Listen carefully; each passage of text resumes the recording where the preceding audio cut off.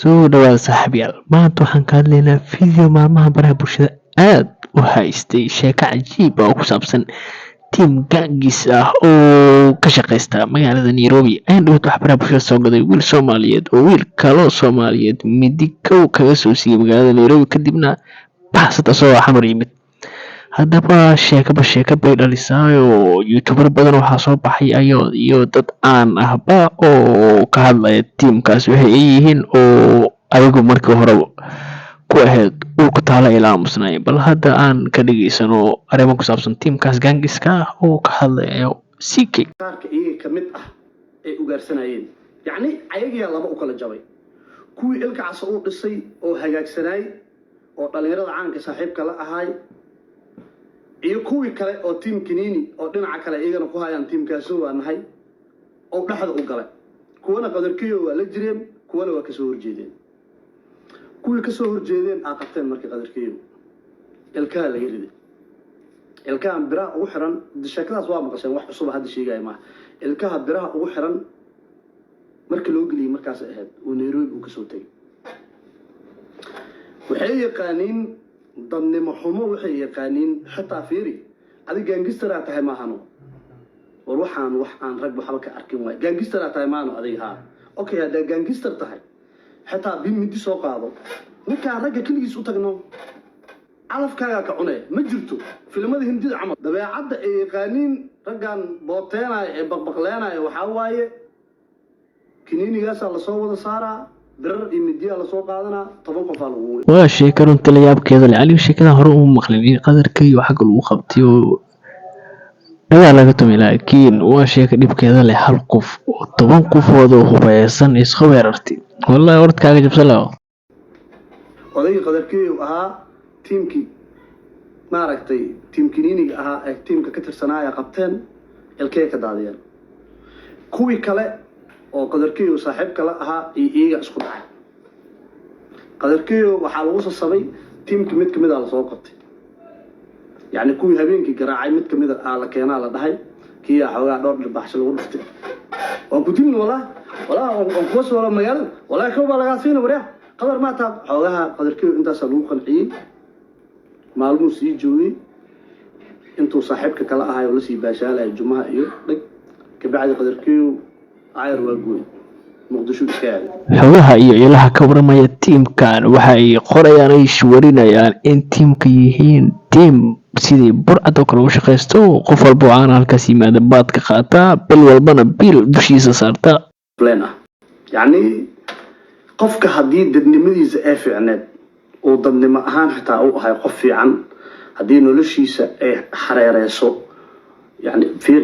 balwada dadka qaar way wada leeyihiin doorada xaarku way cuntaa after tarshay saartaa laakiin qofka hadii noloshiisa balwada ay ku shaqeynayso 24/7 uu saaran yahay uu Kiniini ku jiro jawi kala balaayo uu ku jiro qofkaas dadnimo ahaantiisana kama turjumi karo yani meel loo raacanayna male gadaalihii dambe tiim Kiniini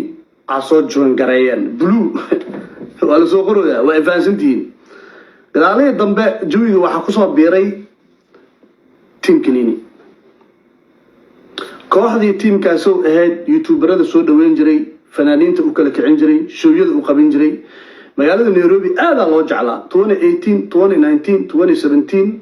yani waxay ahayd meesha shidan ee la wada aado runta marka la isku sheego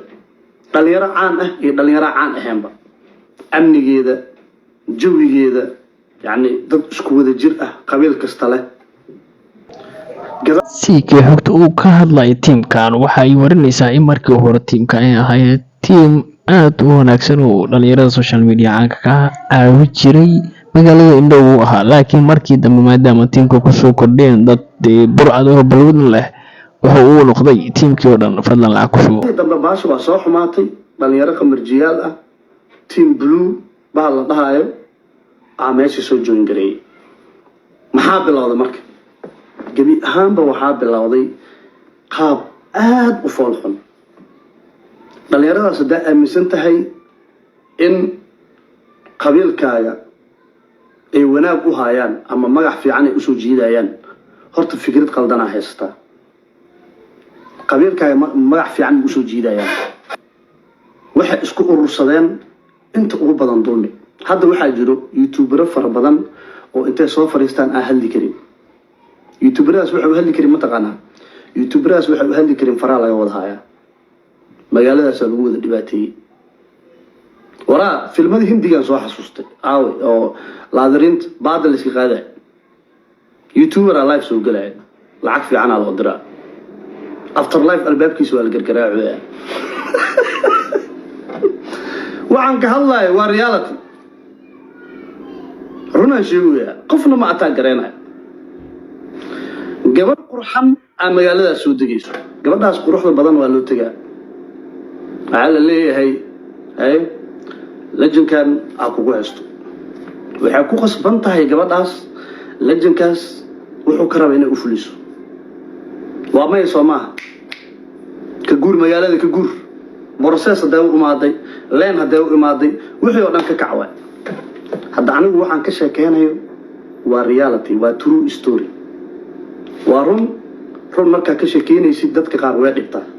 laakiin intii aqli leh intii maaragtay إيشك محلي راداي عن قبيل لغو أوركحسنين أو رير مجال أو مجالات إيه حتى دان كله أو بريت تجي دونه واحد حتى كشكانيو في رجاري ما رح تسين دونا. دليرة أصبحان كوري هذا أمسنت هاي إن هذا قبيل كاجا أي وناب وهايان والله مو هايان وحين أقولهن شقوين كي قطان وحاكمت دتك عنك ماشي سنة كل باتيان أو أبو تشيكتان قبلها أو قروح البدن قبيل كستئليهن مجرتين هذان هويها هذان وقاعدين كنفتر كيس ماسس جوجها هذان قبلها مجالات كل حسوة إماضة قبل كجور مجالات كجور على ليه تيمك والله شرطة ضميرة دي بس أصي كوح مشان بل أخياري فيديوين هالكسان كسوق جوين يا see you bye bye.